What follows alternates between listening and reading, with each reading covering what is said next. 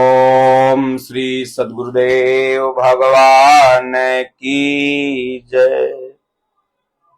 श्री राम जय राम, जय जय राम।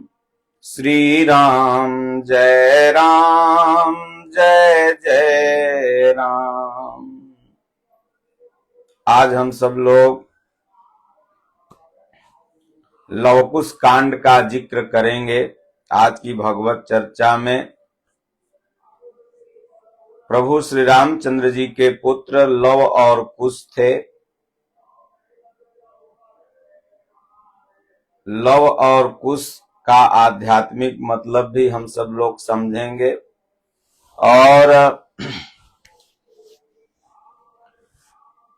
वाल्मीकि रामायण में लवकुश कांड का जिक्र तो मिलता है, लेकिन गोस्वामी तुलसीदास जी ने श्री रामचरितमानस में 7 कांड ही क्यों लिखा, अलग से लवकुश कांड 8वां कांड क्यों नहीं उन्होंने लिखा, इस पर भी हम लोग चर्चा करेंगे।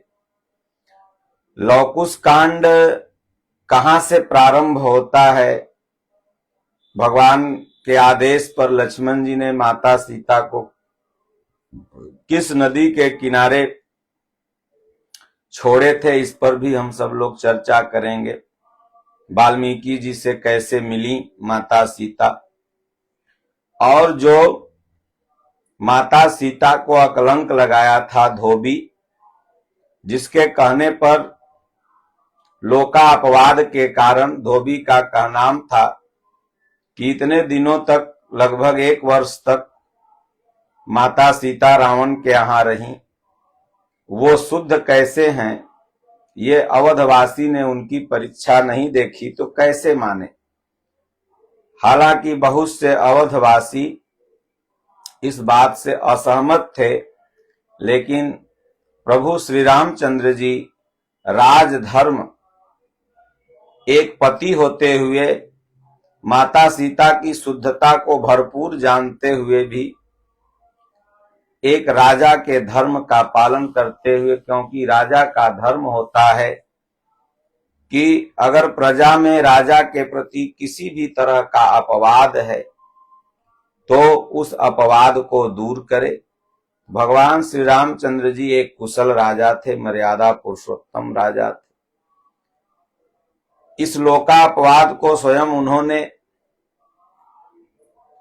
वेश बदलकर सुना, देखा और उसके बाद निर्णय लिया। तो वो धोबी किस जन्म का बैर निकाल रहा था माता सीता जी से, ये भी हम लोग जानने का प्रयास करेंगे। उसके पहले लवकुश कांड का वह भजन जो आप सब लोगों ने रामानंद सागर जी के लवकुश कांड में सुना होगा, हम सब लोग उसी का जिक्र करते हैं।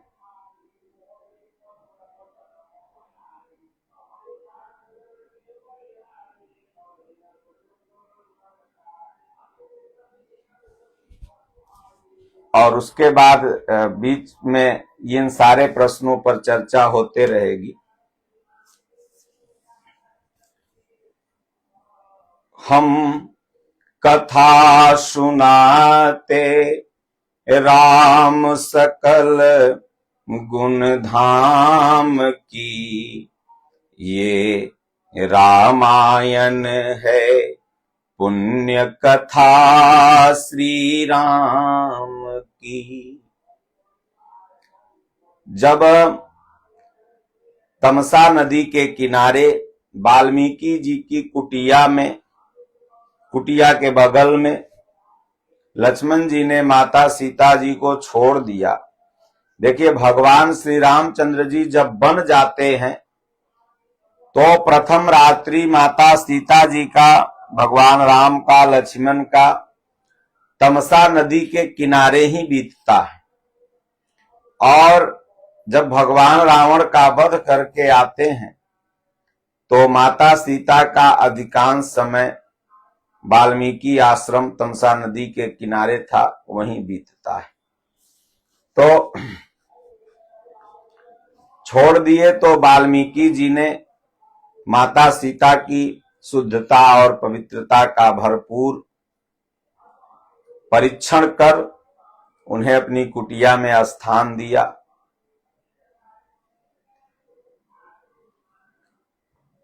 और लव और कुश का जन्म होता है। आप लोगों ने टीवी सीरियल में देखा होगा कि लव और कुश की आयु बड़ी कम थी। इधर भगवान श्री रामचंद्र जी अश्वमेध यज्ञ कर रहे थे। अश्वमेध यज्ञ जो होता है वह एक अश्व छोड़ा जाता है। उस अश्व के सिर पर चुनौती लिखी होती है राजा की। अगर उस अश्व को कोई पकड़ेगा तो उससे युद्ध करना होगा राजा राम से। तो वाल्मीकि जी हमेशा लव और कुश को जब पढ़ाते थे तो भगवान श्री राम जी का नाम लिया करते थे कथा सुनाते समय। तो लव और कुश के मन में यह था कि हमें भगवान श्री राम से, राजा राम से अपने मिलना भी है। संयोग क्षत्रिय तो थे ही। घोड़ा नजर आ गया जंगल में। पूरा वह घोड़ा घूम लिया, किसी की हैसियत नहीं हुई। राजा राम से कौन लड़ेगा? जो रावण को मार दें, जो असुरों का संहार कर दें, उनसे कौन लड़ेगा? अंत में घोड़ा वहीं तमसा नदी के किनारे ही भगवान श्री रामचंद्र जी के राज्य में ही पकड़ा गया। और जो घोड़ा सैनिक लिए थे उनसे संदेश भेजवा दिए कि हम लव और कुश आपसे युद्ध करना चाहते। उन लोगों के मन में ये प्रश्न था, 2-3 के राजा राम से जब हम मिलेंगे तो ये प्रश्न करेंगे कि आपने सीता जी को छोड़ा क्यों? एक धोबी के कहने पर तमाम वगैरह वगैरह। तो ऐसे तो मिल नहीं सकते थे। तो भगवान श्री राम तो तुरंत युद्ध करने आएंगे नहीं। जब यह चुनौती वह सेनापति आके बताया तो प्रभु श्री राम तैयार हो गए। तो लक्ष्मण जी, भरत जी, शत्रुघ्न जी सब खड़े, बोले प्रभु हम लोगों के रहते 2 ऋषि कुमारों से, मुनि कुमारों से भला आप लड़ने जाओगे? ये असंभव, हम लोग जाते हैं। और भगवान श्री रामचंद्र जी को यह भी दिखाना था कि जितने भी, क्योंकि सबको अभिमान हो गया था राम रावण युद्ध में कि लक्ष्मण जी सोच रहे थे हम लड़े, सब सोच रहा था हम लड़े, विभीषण जी, सब लोग, क्योंकि अश्वमेध यज्ञ में सब जुटे हुए थे। तो भगवान इन लोगों का अभिमान भी त्याग कराना चाह रहे थे। और भगवान श्री रामचंद्र जी तो धोबी के कहने पर सीता का परित्याग ही किया, लेकिन सीता को प्रत्यागित करने के लिए प्रभु श्री रामचंद्र जी की एक गुप्त राजनीति थी। जब वाल्मीकि की कुटिया में वन गमन के समय प्रभु श्री राम जाते हैं तो वाल्मीकि जी आशीर्वाद ही देते हैं, कंजूसी करते हैं। जिक्र आया है कि मुनिते ही राम दंडवत कीना, आशीर्वाद विप्रवर्धीन। विश्वामित्र जी ने तो तमाम अस्त्र शस्त्र दिए और मुनियों ने अस्त्र शस्त्र भगवान को प्रदान किया जिसके पास जो था, लेकिन इन्होंने कंजूसी किया और केवल आशीर्वाद दिया। जो कि वाल्मीकि मुनि के पास इतने बड़े अस्त्र थे कि अब आप ही सोचिए कि वो जब लक्ष्मण जैसे, भरत शत्रुघ्न जैसे, स्वयं हनुमान जी को उन लोगों ने बांध दिया और राम जी से भी युद्ध करने के लिए तैयार हो गए, तो अपने दम पर थोड़ी हो, वाल्मीकि जी के अस्त्र के दम। तो वाल्मीकि जी अगर अस्त्र दिए होते तो ऐसा कहा जाता है कि रावण को भगवान श्री राम वहीं से मार देते, लंका जाने की जरूरतें नहीं थी। ऐसे ऐसे आविष्कार वाल्मीकि मुनि के पास थे। तो भगवान ने सोचा बुढ़ा के पास तो है लेकिन दिया कुछ नहीं, तो एक लीला भगवान ने रचित किया और मां सीता को भेज दिया। प्रतिशोध और कंपटीशन की ज्वाला में जलते हुए वाल्मीकि ने वह सब अस्त्र दे दिया लव और कुश को जो भगवान राम को नहीं दिया था। तो यह भी गुप्त राजनीति थी भगवान राम के द्वारा कि किस तरह से उनका हमले, लेकिन यह सब मूल कारण में आता है। बाकी लौकिक कारण में लोग समझते हैं कि धोबी के कहने पर भेजे। तो बारी बारी से लक्ष्मण जी, भरत जी, शत्रुघ्न जी, सारे सेनापति वगैरह सब आते हैं, सबको मूर्छित कर लव और कुश, यहां तक कि जब हनुमान जी आते हैं, श्री हनुमान जी, तो हनुमान जी जब मोहनी मूरत देखते हैं तो भगवान श्री रामचंद्र से मिलान करने लगते हैं। भाई आजकल आप कहीं जाते हैं तो कोई के बेटा, फलना के बेटा हो क्या, मुंह मिल रहा है, तुम्हारा चेहरा मुखार मिल रहा है। तो हनुमान जी तो भाई पवन सुत थे, महान सेवक थे, स्वयं देवादिदेव महादेव के ही अवतार थे। उन्होंने मन में ही कहा कि अगर हमने आज तक प्रभु श्री रामचंद्र जी की निस्वार्थ भाव से सेवा किया हो तो इन दोनों मुनि कुमारों के माता पिता का दर्शन। तो भगवान श्री राम और सीता जी के दर्शन हुए हृदय में हनुमान जी को। हनुमान जी अपने आप कहे, भाई आप हम लोगों को बांध दो, इतने बड़े पराक्रम बलवान महावीर बिनवो हनुमाना, राम जासु जस आप बखाना, वह लव कुश से बंधा गए। तब भगवान श्री राम जी ने जब सुना तो वो खुद आए, और आए तो युद्ध होने के कगार पर पहुंच गया।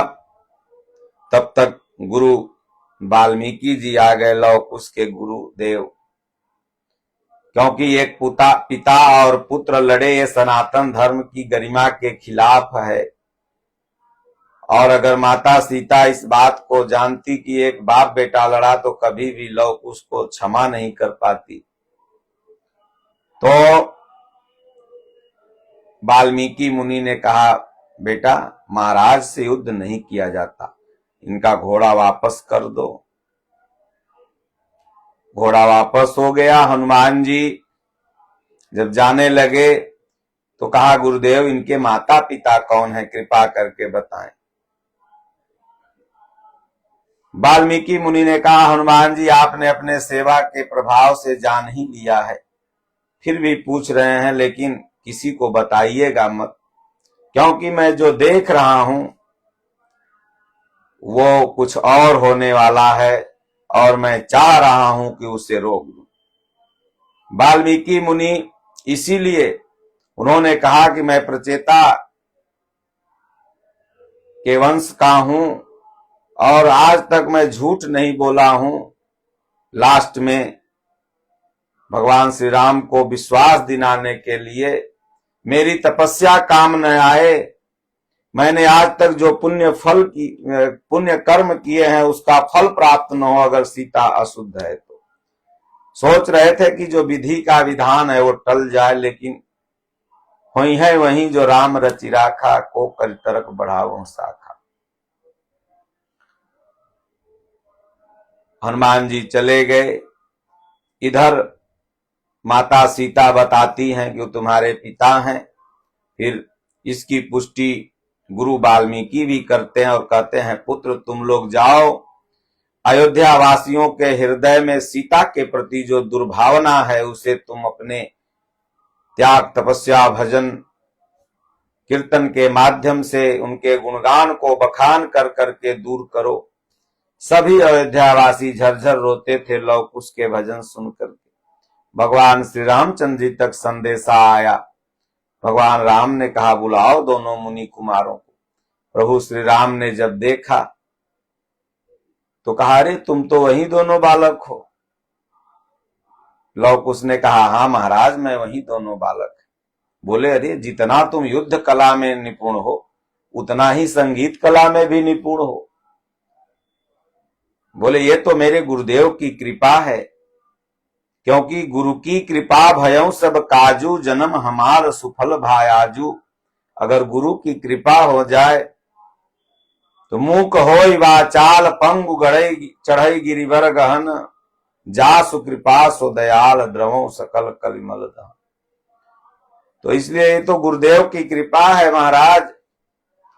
तो भगवान श्री राम ने कहा क्या मुझे भी सुनाओगे? जो तुम्हारे गुरुदेव ने संगीतबद्ध मेरी जीवनी लिखी है, मेरी श्री राम लीला लिखी है, मुझे भी सुनाओगे? लव कुश ने कहा, कुश बड़े भाई थे, लव छोटे भाई थे।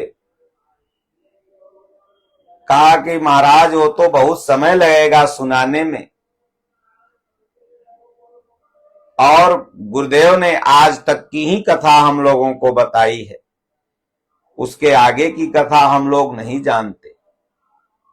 वास्तव में आपके जिंदगी में क्या होगा क्या नहीं होगा उस कथा का बस आज तक का ही सबको ज्ञान है। कल क्या होगा इसको किसी को ज्ञान नहीं। इसलिए गुरु जो होते हैं, महापुरुष जो होते हैं, भगवान जो होते हैं, जब भी कथा सुनाते हैं तो आज तक की ही, कल तक की कथा कोई सुनाता है क्या? आप बड़े बड़े भागवत कथा वक्ता के पास जाओ, प्रवक्ता के पास जाओ, कल की कथा कोई नहीं सुनाएगा, आज तक की ही कथा सब सुनाते हैं। तो लव कुश ने कहा, पिताश्री आज तक की कथा हमें पता है। तो भगवान श्री राम ने कहा कि दिन में यज्ञ चलेगा, शाम के समय आप दोनों मुनि कुमारों का हम संगीत में जो आपके गुरुदेव ने वाल्मीकि रामायण लिखी है उसको मैं सुनूंगा। रामानंद सागर जी ने बड़ा सुंदर ढंग से इसको मनोरम सजाया है। ये तो वाल्मीकि जी का नहीं लिखा हुआ है, वो संस्कृत में था, लेकिन इतना सुंदर भाव है। और रामायण बना करके, रामायण सीरियल बना करके रामानंद सागर जी अमर हो गए, और उनको सेकंड गोस्वामी तुलसीदास जी भी कहा जाता है। जैसे अभी के परिवेश में गोस्वामी तुलसीदास जी अगर मानस नहीं लिखते तो आज राम का अस्तित्व ही मिट जाता मानस पटल से। उसी तरह बुद्धि पटल में ये रामायण सीरियल जब आया, शुरू में जो बुजुर्ग लोग हैं वो जानते होंगे कि टीवी को लोग पोंछता था, आगे घर को गोबर से लिपता था, कहता था कि भगवान का आ रहा है रामायण, सारे काम खत्म हो जाते थे, कर्फ्यू लग जाता था। सोचिए लॉकडाउन कोरोना काल में रामायण सीरियल चला, एक रिकॉर्ड टूट गया कि इतना व्यूअर किसी भी लाइव शो पर नहीं चला है। आज भी रामायण सीरियल जैसे ही बजना चालू होता है, लोगों के अंदर एक अलग भाव हो जाता। यहां तक कि रामायण सीरियल के जो कलाकार हैं वो अगर कहीं एयरपोर्ट पर, पब्लिक प्लेस में अगर दिखाई पड़ जाते हैं तो भक्तों का इतना भाव है अरुण गोयल वगैरह के प्रति कि उन्हें राम के ही रूप में देखते। चाह करके भी वो लोग मॉडर्न लाइफ नहीं जी पाते हैं, क्योंकि वो राम और सीता का रोल किए थे, उनको मर्यादित रहना पड़ता है। तो इसलिए ये लव कुश कांड की जो कथा है बड़ी ही मनोरम है। तब लव और कुश सभा में विराजते हैं और इसी भजन के माध्यम से पूरी की पूरी श्री राम कथा भगवान श्री रामचंद्र जी के ही सामने, उनके जीवन काल में उन्हीं के सामने, ऐसा महापुरुष बड़े बिरले ही होते हैं जिनके सामने जिनकी जीवनी गाई जाए। तो हम ऐसे पूज्य गुरुदेव भगवान हमारे एक महापुरुष हैं जिनके सामने ही उनकी कृतियों का गुणगान होता है। भगवान कृष्ण के भी सामने होने लगा था, भगवान राम के सामने। अधिकांश ऐसे महापुरुष देखने को नहीं मिलते जिनके सामने ही चले जाने के बाद तमाम महापुरुषों की, कबीर साहब, तुलसीदास, साईं बाबा, अन्य अन्य लोगों की लोग पूजा पाठ भक्ति करते हैं, लेकिन जिंदा जी में बहुत कम ऐसे महापुरुष हैं जिनके जीवन काल में ही उनकी पूजा होने लगे। गोस्वामी तुलसीदास जी थे जिनके जीवन काल में ही घर घर रामायण गाई जाने लगी थी। तो हम कथा सुनाते राम सकल गुण धाम की, ये रामायण है पुण्य कथा श्री राम की। भगवान की कथा ही ये पुण्य देती है, पुण्यों का भंडार देती है। गंगा अगर रियल में है तो भगवान की कथा, बाहरी गंगा में तो डूबने का भय है। और राम कथा रूपी गंगा में अगर हम और आप डूब जाएंगे तो तर जाएंगे, वहां डूबेंगे तो मर जाएंगे। इसलिए गोस्वामी तुलसीदास जी ने भी राम कथा की बड़ी सुंदर व्याख्या की। उन्होंने कहा कि भगवान की जो कथा है वो कैसे है, तो राम कथा सुंदर कर तारी, संशय बिहग उड़ाव निहारी। आपके जीवन में अगर संशय रूपी, शंका रूपी पक्षी घर बना लिया हो तो भगवान की किसी भी तरह की शंका, भौतिक जगत की, आध्यात्मिक जगत की शंका, भूत प्रेत की शंका, बीमारी की शंका, तो उसके लिए भगवान की एक कथा ही ताली है। बजाओ, जैसे पक्षी उड़ गया वैसे तुम्हारी शंका उड़ गई। तो कहते हैं ओम श्री महागणाधिपतये नमः, ओम श्री उमा महेश्वराय नमः। कोई भी पूजा पाठ करने से पहले सनातन धर्म में गणेश जी की वंदना, भोलेनाथ माता पार्वती की वंदना होती है। ज्ञान ही गणेश जी हैं, सदगुरु ही शिव हैं और पार जाने वाला साधक ही पार्वती है। तो कहते हैं कि वाल्मीकि गुरुदेव के पद पंकज सिरुनाम, सुमिरे मात सरस्वती हम पर हो सहाय। मात पिता की वंदना करते बारंबार, गुरुजन राजा प्रजा जन नमन करो स्वीकार। गुरुदेव भगवान को प्रणाम किया, माता सरस्वती को प्रणाम किया, जिन्हें विद्या की देवी माना जाता है। माता पिता के चरणों में दंडवत प्रणाम किया और जितने भी गुरुजन, राजा प्रजा, उनसे वरिष्ठ बैठे हुए थे, सबको कहा कि आप लोग मेरा नमन स्वीकार करें, क्योंकि एक विशिष्ट वक्ता का यही लक्षण है कि अपने से विशिष्ट उपस्थित समुदाय के लोगों को पहले अभिवादन करे।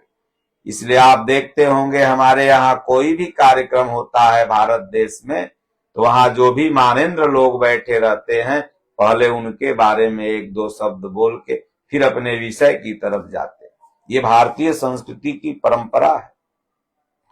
तो कह हम कथा सुनाते राम सकल गुण धाम की, ये रामायण है पुण्य कथा श्री राम की।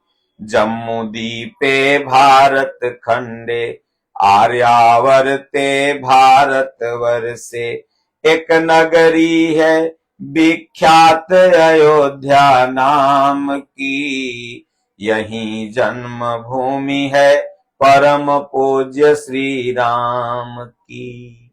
घटनाएं घटित होती हैं तभी इतिहास बनता है। इसलिए भगवान ऐसे महापुरुष, मर्यादा पुरुषोत्तम कभी न कभी 10 लाख वर्ष पहले भगवान जन्मे थे। तो इसलिए घटना घटित हुई, वास्तव में यह हृदय ही अवध है। और जब भजन साधक चिंतन करने लगता है, भगवान इसी में जन्म लेते हैं। लेकिन बाहर की भी घटनाएं सत्य हैं। तो जम्मू दीपे, जब पंडित जी लोग पूजा कराते हैं तो यही बोलते हैं, जम्मू दीपे भारत खंडे, आर्यावत हम लोग जम्मू द्वीप के अंतर्गत हैं। भारत खंड एक जम्मू द्वीप का छोटा सा टुकड़ा है।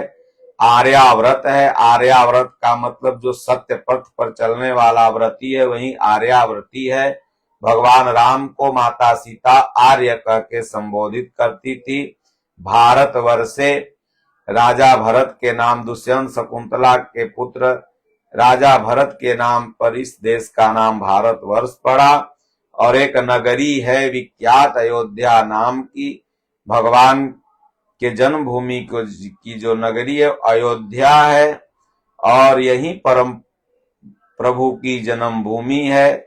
हम कथा सुनाते राम सकल गुण धाम की, ये रामायण है पुण्य कथा श्री राम की। भगवान ही एक ऐसे हैं जो समस्त गुणों के धाम है, उनमें अवगुण है ही नहीं। निकालने वाले भले निकाल दें, लेकिन भगवान में कोई अवगुण नहीं, कोई कालिमा नहीं। तो कह रघुकुल के राजा धर्मात्मा, चक्रवर्ती दशरथ पुण्यात्मा। भगवान के जो पीढ़ी दर पीढ़ी थी वो तो कई वर्षों, कई 100,000 वर्षों से चली आ रही थी। अज रघु सब भगवान के वंशज थे। लेकिन यहां से चालू करते हैं दशरथ जी के यहां से, वाल्मीकि जी कि रघुकुल के राजा धर्मात्मा, चक्रवर्ती दशरथ पुण्यात्मा। संतत हेतु यज्ञ करवाया, धर्म यज्ञ का शुभ फल पाया। दशरथ जी को पुत्र नहीं हो रहा था, उसके लिए उन्होंने यज्ञ करवाया। यज्ञ हुआ। श्रृंगी ऋषि बस श्रृंगी ऋषि आए, यज्ञ हुआ। श्रृंगी ऋषि वशिष्ठ बोलावा, पुत्र काम शुभ जग करावा। और फिर धर्म यज्ञ का शुभ फल पाया, नृप घर जन में 4 कुमारा। रघुकुल दीप जगत आधारा, चारों भ्राता के शुभ नामा। भरत शत्रुघ्न लक्ष्मण रामा, गुरु वशिष्ठ जाके अल्पकाल।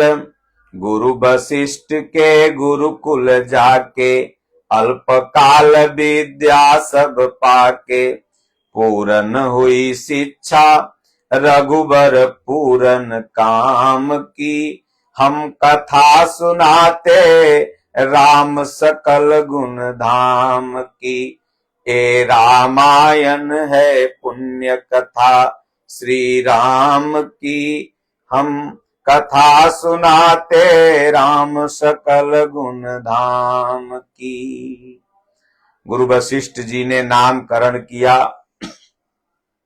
धरे नाम गुरु हृदय विचारी, वेद तत्व नृप तव सुतचारी। भगवान श्री राम बड़े पुत्र का नाम लक्ष्मण, उनसे छोटे भरत, उनसे छोटे भगवान श्री राम, उनसे छोटे भरत, उनसे छोटे लक्ष्मण, उनसे छोटे शत्रुघ्न। चारों नामकरण किए। विश्व भरण पोषण कर जोई, ताकर नाम भरत अस होई। जो आनंद सिंधु सुख राशि, सीकर ते त्रैलोक सुपासी। लक्षण धाम राम प्रिय, सकल जगत आधार। गुरु वशिष्ठ तेहि राखा, लक्ष्मण नाम उदार। जाके सुमिरन तेरि पुनासा, नाम शत्रुघ्न वेद प्रकाशा।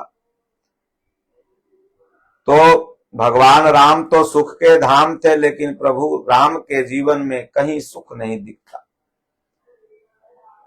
भरत जी को विश्व भरण पोषण कर जोई थे, लेकिन जब अयोध्या का भरण पोषण हुआ करने की बात, तो उन्होंने छोड़ के प्रभु राम की शरण चल गए, नंदीग्राम चले गए।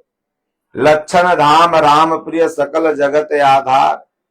गुरु वशिष्ठ तेहि राखा, लक्ष्मण नाम उदार। लेकिन लक्ष्मण जी में एक को लक्षण ठीक था, हमेशा शंका कर लिए भरत पर, कभी उधर कभी उधर को। आखिर में इसका मतलब क्या? जाके सिमरन तेरि पुनासा, नाम शत्रुघ्न वेद प्रकाशा। कहते हैं सुमिरन मात्र से दुष्ट मर जाते हैं, लेकिन एक भी शत्रुओं का, राक्षसों का नाश नहीं किया था शत्रुघ्न ने। हाँ, धोखे से पीछे जाके कुबरी को 1 लात जरूर मारा था जब गुस्सा आए थे। तो आखिर में इसका मतलब, तो जो सुख धाम राम यस नाम। जब आप राम राम जपोगे तो अंदर से सुख की अनुभूति होती है, यही सुख धाम हुआ। और तब भाव ही भरत हैं। तब अंदर से जब भाव मजबूत होने लगेगा, सारी वृत्तियां जो आपकी यही विश्व है ये परिपूर्ण हो जाती हैं, संतुष्ट हो जाती हैं। और लक्ष्य मन स लक्ष्मण, जब आपका मन लक्ष्य पर हो जाएगा तो आपके सारे लक्षण सही हो जाएंगे। और फिर शत्रुधन, सत्संग ही शत्रुधन है। जब मन लक्ष्य पर हो गया तो ये आत्मा की संगत करने लगा मन, तो सारे शत्रु अपने नष्ट हो जाएंगे। जो काम क्रोध लोभ मोह राग द्वेष ये खट विकार सब हैं, सब खत्म हो जाएंगे। यही हुआ जाके सुमिरन ते रिपुनासा। सत्संग जहां होने लगा सब रिपु मर जाएंगे। तो कहते हैं कि मृदु स्वर कोमल भावना, मृदु स्वर कोमल भावना, रोचक प्रस्तुति ढंग, एक एक कर वर्णन करे, लव कुश राम प्रसंग। 10-12 वर्ष के बच्चे कितना मृदुल स्वर में लव और कुश गुरुदेव के बताए हुए भगवान की कथा। आज देखिए इतने छोटे छोटे बच्चे बहुत से होते हैं कथावाचक, बड़ी सुंदर भावना में भगवान की कथा बोलते हैं। तो कहे मृदु स्वर कोमल भावना, रोचक प्रस्तुति ढंग, एक एक कर वर्णन करें, लव कुश राम प्रसंग। विश्वामित्र महामुनि राई, तिनके संग चले दो भाई, कैसे राम ताड़का मारी, कैसे नाथ अहिल्या तारी। किस तरह से विश्वामित्र आते हैं, भगवान के जन्म के बाद मांग करके ले जाते हैं, दशरथ नहीं देते हैं, लेकिन फिर भी जब समझाया जाता है तो देते हैं। किस तरह से राम जी मुनि के साथ चल दिए, किस तरह से ताड़का को मार दिया, किस तरह से सब आप लोग जानते ही हैं, किस तरह से भगवान ने अहिल्या को मार दिया। तर्क ही ताड़का है, ये जड़वत हृदय ही अहिल्या है, जिसमें भजन भक्ति का सूत्रपात नहीं, वो जड़ है। जब भगवान का चरण कमल हृदय में आ जाता है, यही हुआ कि चरण परसत पद पावन, शोक न सावन, प्रगट भई तप पुंज सही। जैसे भी आंख मुनोगे तो चरण हृदय में नहीं आएगा, जब आने लगेगा ये धीरे धीरे अंदर की सारी जड़ता खत्म हो जाएगी, फिर से चित्त की वृत्तियां भगवान में लग जाएंगी। तो इसलिए कहते हैं मुनिवर विश्वामित्र तब संग ले लक्ष्मण राम, सिया स्वयंवर देखने पहुंचे मिथिला धाम। फिर जब सब अहिल्या को तार दिए, उसके बाद क्या नाम है, बिनुफर बाण राम तेहि मारा, मारीच को मार दिए, सुबाहु मारीच को मारे उस पार चला गया, सुबाहु का वध कर दिया। फिर उसके बाद यज्ञ विश्वामित्र करने लगे। भगवान ने कहा निर्भय यज्ञ करो मुनिझारी, आप करहि मक्की रखवारी। उसके बाद फिर भगवान जब सब कुछ संपन्न हो गया तो निमंत्रण आया। कहीं भी यज्ञ होता है तो संतों को निमंत्रण आता है, तो वहीं धनुष यज्ञ हो रहा था। ऐसा माना जाता है कि माता सीता ने उस शिव धनुष को उठा करके अन्यत्र जगह पर रख दिया, तो जनक जी ने कहा, प्रतिज्ञा किया कि जो भी इस शिव धनुष को तोड़ेगा उसी से मैं अपनी बिटिया का विवाह करूंगा। वह परिक्षेत्र बिहार में ही माना जाता है। बिहार में धूमधाम से श्री राम विवाह उत्सव हर जगह मनाया जाता है। यहाँ आश्रम परिसर में भी भक्त लोग बड़े धूमधाम से मनाते हैं। तो मुनिवर विश्वामित्र तब संग ले लक्ष्मण राम, सिया स्वयंवर देखने पहुंचे मिथिला धाम। जनकपुर उत्सव है भारी, अपने वर का चयन करेगी सीता सुकुमारी। जनकपुर उत्सव है भारी। जनक राज का कठिन प्रण सुनो सुनो महिपाल, सुनो सुनो महिपाल। जो तोड़े शिव धनुष को सो सीतापति होई, को तोरी शिव धनुष कठोर सबकी दृष्टि राम की ओर। राम विनय गुण के अवतार, गुरुवर की आज्ञा सिरधार। सहज भाव में सिनु शिव धनु तोड़ा, जनक सुता से नाता जोड़ा। ये लौह कुश जी की राम कथा है। स्वयं भगवान श्री राम के पुत्र ही भगवान श्री राम के सामने ही स्वयं भगवान श्री राम की ही कथा का वर्णन कर रहे हैं। और कथा आज तक की, क्योंकि आगे की कथा तो किसी को नहीं पता है। तो भगवान श्री राम किस तरह से बैठे और किस तरह से जाठी रही भावना जैसी, प्रभु मूरत देखी तिन तैसी। भगवान को वहां जितने भक्त थे भगवान के रूप में देखा, असुर थे काल के रूप में देखा, युवतियां भगवान को पति के रूप में देखती हैं। कहा जाता है जो कृष्णा अवतार में 16,108 पटरानियां भगवान की हैं, वो इसी जन्म में पति मान बैठी थी। तो ये अपने अपने हिसाब से व्यास लोग कहते रहते हैं। फिर उसके बाद सब 10,000 राजा उठे धनुष तोड़ने के लिए, बारी बारी बल अजमाने के बाद कहें सब नृप भये जोग उपहासी, जैसे बिनु विराग सन्यासी। वैराग्य के अभाव में जिस तरह सन्यासी उपहास का पात्र हो जाता है, वैसे ही बैठे हुए सभी राजा उपहास के योग्य हो गए। फिर विश्वामित्र समय शुभ जानी, बोले अति स्नेह मैं बानी। उठऊं राम भंजऊं भव चापा, मेटऊं तात जनक परितापा। राम उठो और जनक के दुख को दूर करो। भगवान उठे, माता सीता भगवान की तरफ देखती और अन्य अन्य देवी देवताओं को मनाने लगी। भगवान भोलेनाथ गणनायक बरदायक देवा, आज लगे की न्यूत सेवा। उसके बाद हो प्रसन्न महेश भवानी। उसके बाद कहती हैं देख देख रघुवीर तन सुर मनाव धरि धीर, भले बिलोचन प्रेम रस पुल कावली शरीर। लेकिन भगवान राम मुस्कुरा रहे थे कि अभी तो ये देवी देवता भोलेनाथ सब जगह जा रहे, मुझको तो पुकार ही नहीं रही है। फिर अंत में प्रभु श्री राम की ही शरण में जाती हैं, कहती हैं कि तन मन बचन मोर पनु साचा, रघुपति पद सरोज चितुराचा। तो भगवान सकल उर्वासी, करहु मोहि रघुबर के दासी। हे प्रभु हमें रघुबर की दासी बना दो। जहां भगवान ने देखा कि इसका विनय प्रेम सर्वथा एक निष्ठ हो गया, उसी समय धनुष तोड़ा और सहज भाव से शिव धनु तोड़ा। जनक सुता संग नाता जोड़ा।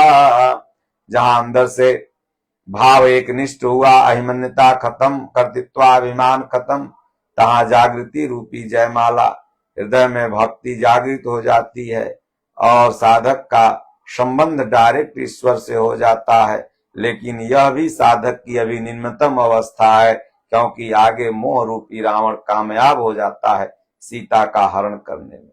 इसलिए कहते हैं रघुबर जैसा और न कोई, सीता की समता नहीं होई। वाल्मीकि जी कहते हैं कि रघुबर जैसा लौह कुश के माध्यम से, कि भगवान श्री राम के जैसा इस संसार में स्वयं वही है, और माता जानकी के भी जैसा कोई उपमा ही नहीं है। गोस्वामी जी ने भी इसको बड़े सुंदर भाव से कहा कि गिरा अनिल मुख पंकज रोकी, प्रगट न भाव निसाय अवलोकी। तो इसलिए दो करे पराजित कोटि कोटि रति काम की। करोड़ों करोड़ों कामदेव जितना सुंदर नहीं हो सकता, उतना दोनों जोड़ी सुंदर है। तो हम कथा सुनाते राम सकल गुण धाम की। ये रामायण है पुण्य कथा श्री राम की। सब पर शब्द मोहिनी डारी, मंत्र मुग्ध भय सब नर नारी। सब पर मंत्र मोहिनी डारी, मंत्र मुग्ध भय सब नर नारी। जितने वहां बैठे हुए थे सब नारी नर सब मंत्र मुग्ध हो गए। उसके बाद फिर परशुराम आते हैं, तड़क भड़क करते हैं, फिर लक्ष्मण जी से संवाद होता है और उसके बाद फिर माता सीता और राम जी का विवाह हो जाता है। सविस्तार सब कथा सुनाई, राजा राम भये रघुराई। राजा राम राज आयो सुखदाई, सुख समृद्धि श्री घर घर आई। उसके बाद क्या नाम है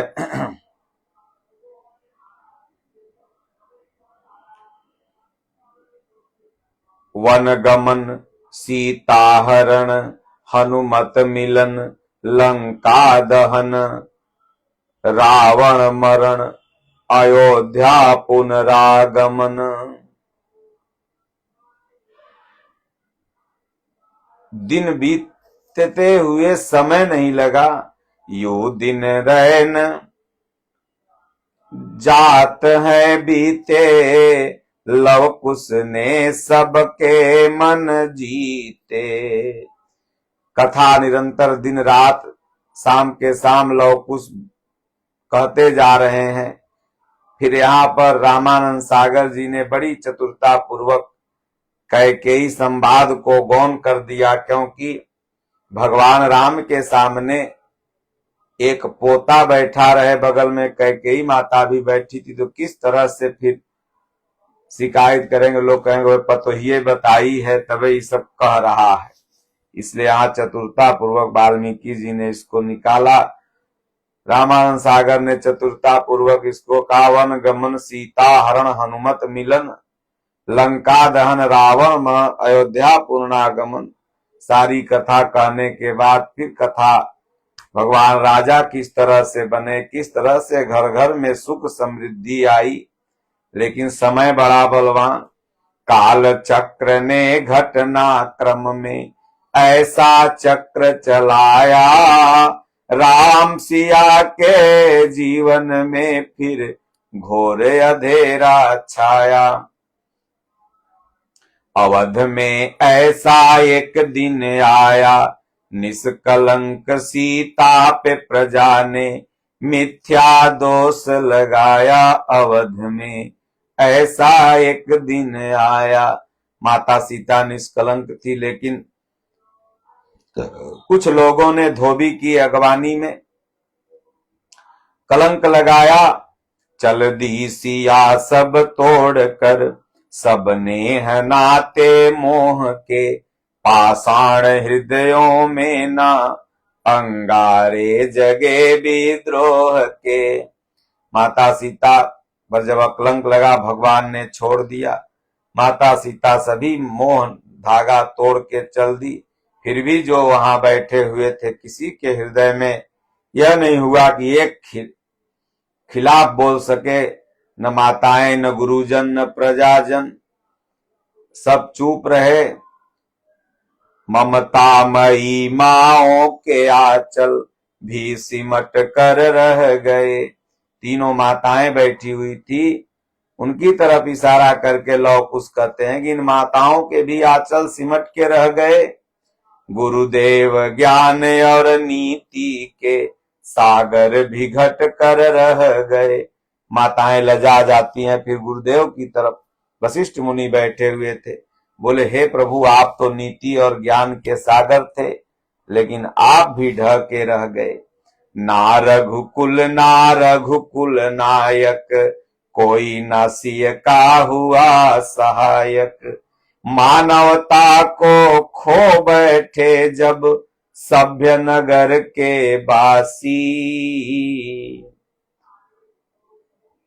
मानव न रघुकुल ही सहायक हुआ और न रघुकुल का भी जो नायक राजा राम जी, आप ही उस अबला का सहायक हो। वास्तव में नारियों के साथ अत्याचार आज से नहीं बल्कि हजारों वर्षों से, लाखों वर्षों से होते आया है। नारियों को लोगों ने एक वस्तु समझा, नारियों पर कलंक लगना स्वाभाविक चीज लोगों ने बना लिया, जो कि वही नारी माता है। और माता के प्रति जो कलंकित भाव से देखते हैं, उनका तो सर्वनाश सुनिश्चित ही है। तो इसलिए कहते हैं कि ना रघुकुल नायक, कोई न सिय का हुआ सहायक। सब मानवता को खो बैठे जब सभ्य नगर के बासी। आज भी देखिए नारियों के प्रति कितना लोग गलत भावना रखते हैं। तमाम रेप, मर्डर, तमाम तलाक, तमाम बाल विवाह, तमाम दहेज प्रथा के कारण मौतें कोर्ट में भरी पड़ी है। ये सभ्य नगर के जो मानव कहलाने वाले लोग हैं, पशु होते चले जा रहे हैं। पशु भी इससे ज्यादा खराब नहीं है। किसी पशु को आप लोगों ने नहीं सुना होगा कि कोई सांड गाय से रेप कर दिया, कोई व्यक्ति गलत काम कर दिया जीवों, लेकिन इंसान साले सब बर्बाद है। तो इसलिए कहते हैं कि तब सीता को हुआ सहायक, वन कायिक सन्यासी।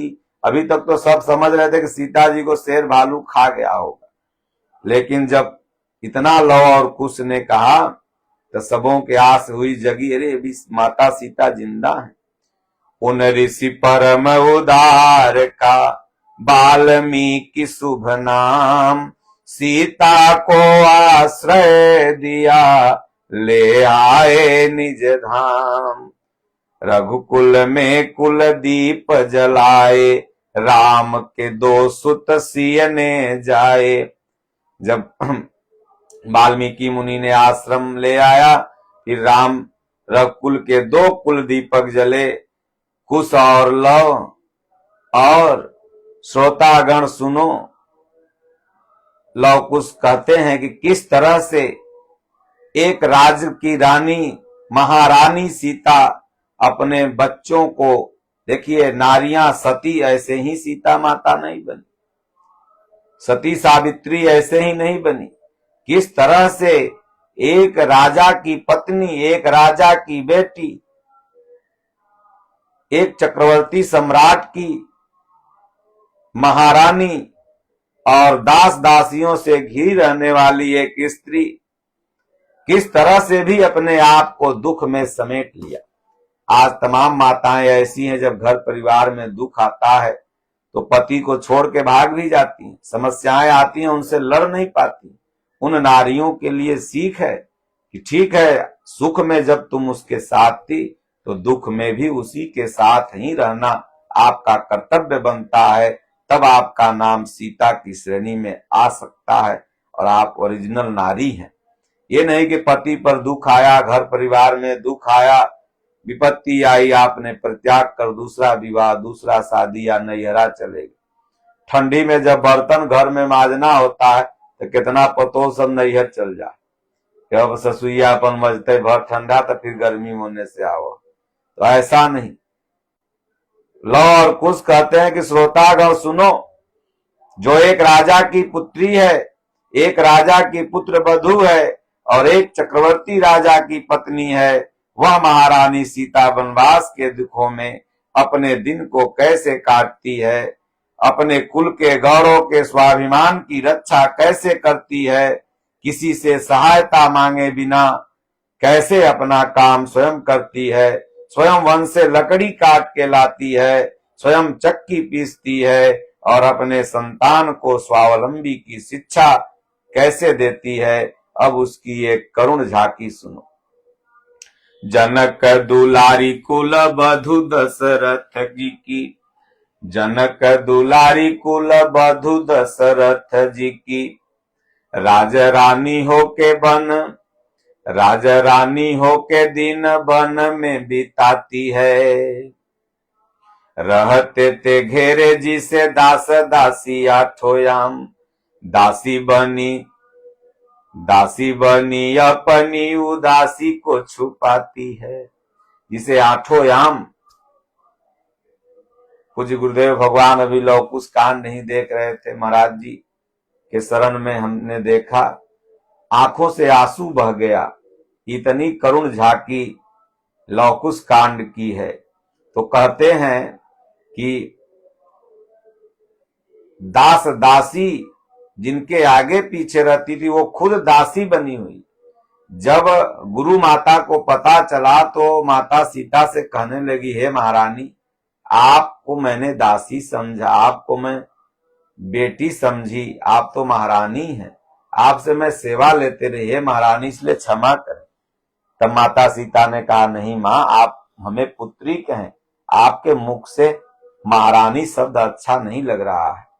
तो इसलिए कहते हैं, धर्म प्रवीणा सती परम कुलीना, सब विधि दोषहीना, जीना दुख में सिखाती है।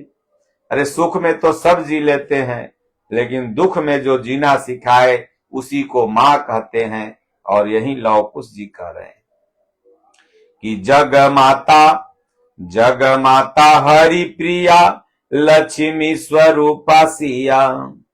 स्वरूपा सिया, लक्ष्मी स्वरूप है माता सिया, स्वयं लक्ष्मी के अवतार भी हैं। कुटती है धान भोज स्वयं बनाती है। अब सोचिए, एक अरबपति घर में करोड़ों पति हो जाता, लाखों पति, तो एगो दाई रोटी बनाती है। वो तो महारानी चक्रवर्ती माता सीता जी थी, लेकिन फिर भी अपने से खाना बनाती हैं, अपने से लकड़ी काटती हैं। कठिन कुल्हाड़ी लेके लकड़ियां काटती, कर्म लिखे को काट नहीं पाती है। फूल भी उठाना भारी जिस सुकुमारी को था, दुख भरे जीवन का बोझ वो उठाती है। लकड़ी तो काट लेती है, लेकिन जो कर्म में लिखा हुआ है उसको मां नहीं काट पाती। फूल भी उठाना जिसके लिए कठिन था, वह दुख भरा बोझ अपने जीवन में बोझ उठाए हुए है। भरती है नीर नैन में लाती है, पानी भर के लाती है, पसीना आ जाता है, लेकिन आंखों से आंसू नहीं बहता। जिनकी प्रजा के अपवादों के कुचक्र में वो पीसती है चाकी, स्वाभिमान को बचाती है। चक्की पीस के खा लेती हैं, कर्म करके खा लेती हैं, लेकिन भीख नहीं मांगती, स्वाभिमान को बचाती हैं। क्योंकि अगर भीख मांगने लगती माता सीता तो लोग यही ना, सीता जी को तो सब जानता था, भाई अरे बाप रे, राम जी की पत्नी सी भीख मांग रही। लेकिन स्वाभिमान को बचाने के लिए हर कार्य वो करती हैं, लकड़ी काटती हैं, नीर भर के लाती हैं, लेकिन स्वाभिमान को बचाती है। पालती हैं बच्चों को कर्म योगिनी की भांति, स्वाभिमानी स्वावलंबी सबल बनाती हैं। इतना बलवान थे दोनों भाई के पूरा सैनिक के लौटा दिए। तो ये माता सीता के स्वावलंबन का देन है, जो उन्हें सिखाया। ऐसी सीता माता की परीक्षा लेते दुख देते, निठुर नियति को दया भी नहीं आती है। क्या करें, नियत या प्रकृति ही निष्ठुर हो गई है कि ऐसी महारानी को भी दुख दे रही है। आगे की लाइन जब सुनते हैं अवधवासी तो चकरा जाते कि उस दुखिया के राज दुलारे हम ही सुत, श्री राम तिहारे। सीता माँ की आंख के तारे, लव कुश है पितु नाम हमारे। हे पितु भाग्य हमारे जागे, राम कथा कही राम के आगे। भगवान ने कहा, प्रमाण दो, तुम ही कैसे पुत्र हो। तब लव और कुश कहते हैं कि पिताश्री, आज तक न हम दोनों झूठ बोले हैं, न हमारे गुरुदेव ही झूठ बोले हैं, न उनका लिखा हुआ झूठ है। इसलिए आपको ये बात मानना होगा तो भगवान ने कहा नहीं सीता जी, जब तक इसको प्रमाणित नहीं करेंगी मैं नहीं मानूंगा। फिर माता सीता आती हैं वाल्मीकि मुनि के साथ और कहती हैं कि अगर मैं मन क्रम वचन से भगवान श्री राम के सिवा और किसी पर पति का स्वप्न में भी चिंतन न किया हो तो हे धरती माता अभी फट जाओ, मैं इसी में समाहित हो जाऊं। वास्तव में माता सीता का जन्म और मृत्यु दोनों एक ही जगह हुआ। धरती से निकली भी थी ऐसी मान्यता है और धरती में समाहित भी हो गई। वास्तव में धड़ धरती का एक ही लेखा, जस भीतर तस बाहर देखा। ये इसी शरीर से शांति की उत्पत्ति होती है।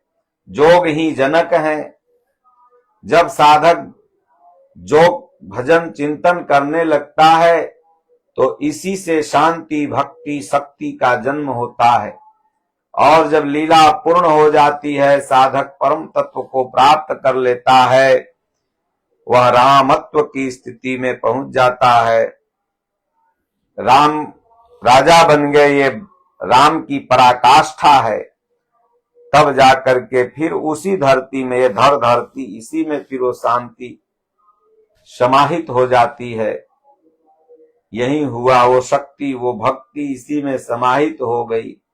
फिर कहा गया कि पूर्णमिदः पूर्णमादाय पूर्णमेवावशिष्यते, तो पूर्णमिदम पूर्ण की अवस्था में पहुंच गया।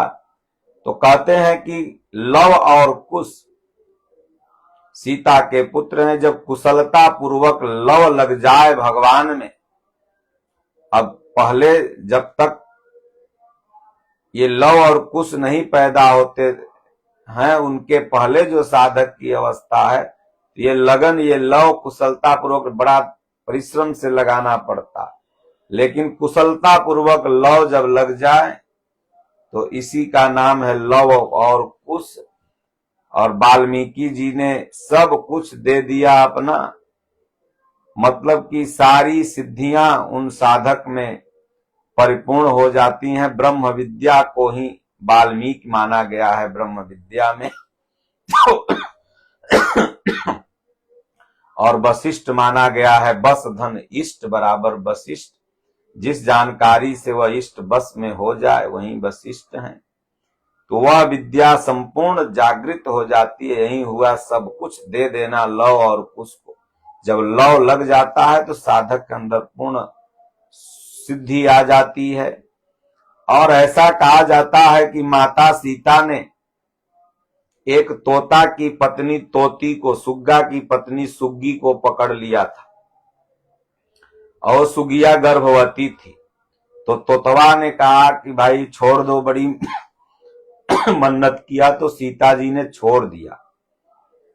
ये बचपन के, माता सीता जी के बचपन की कहानी। तो वह सुगवा मरा तो धोबी बना। इसीलिए आप देखते हैं कि मां सीता गर्भवती थी और उसी समय उसने ऐसा कलंक लगाया। तो तवा कहा था कि मैं इस प्रतिशोध का बदला लूंगा। तो अकलंक लगाया और मां सीता को गर्भ अवस्था में बन बन की ठोकरें खानी पड़ी। तो इसलिए लव और कुश, गोस्वामी तुलसीदास जी 7 कांड ही केवल लिखे हैं, क्योंकि मानस में कहा गया कि यही मह रुचिर सप्त सोपाना रघुपति भगत केर पंथाना। श्री रामचरित मानस पूरी की पूरी ब्रह्म विद्या है और 7 सोपान ही उनमें है। वाल्मीकि रामायण में 8वां कांड जिक्र आता है। गोस्वामी जी ने केवल लव और कुश के विषय में बताया है, लेकिन लव और कुश कांड अलग से उन्होंने नहीं लिखा है। वो वाल्मीकि रामायण में ही आपको मिलता है। वाल्मीकि रामायण में 8 कांड है और श्री रामचरितमानस में 7 कांड है। बोलो गुरुदेव भगवान की जय।